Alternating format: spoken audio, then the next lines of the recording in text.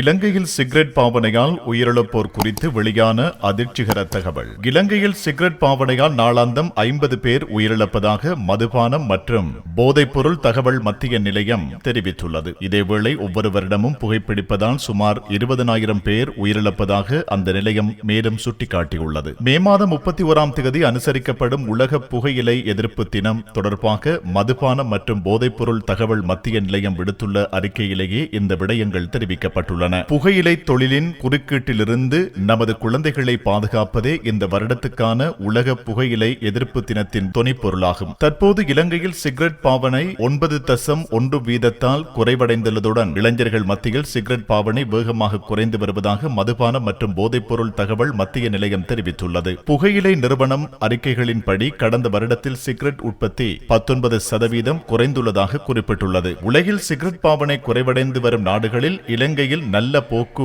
காணப்பட்டாலும் இன்னும் சுமார் 1.5 மில்லியன் மக்கள் சிகரெட் பாவனையில் ஈடுபடுவதாக மதுபானம் மற்றும் போதைப்பொருள் தகவல் மத்திய நிலையம் சுட்டிக்காட்டியுள்ளது. தற்போதைய நிலவரத்தை கருத்தில் கொண்டு இளைஞர்கள் மற்றும் சிறுவர்களை சிகரெட் பயன்படுத்துவதற்கு பன்னாட்டு புகையிலை நிறுவனங்கள் பல தந்திரங்களை மேற்கொண்டு வருவதாக கூறப்படுகின்றது. இதேவேளை பாடசாலை மாணவர்கள் மத்தியிலும் புகைப்பிடிக்கும் பழக்கம் அதிகரித்து வருவதாக கொழும்பு லேடி ட்ரிட்வே சிறுவர் வைத்தியசாலை சுவாச நோய் வைத்திய நிபுணர் சந்தன டி சில்வா தெரிவித்துள்ளமை குறிப்பிடத்தக்கது.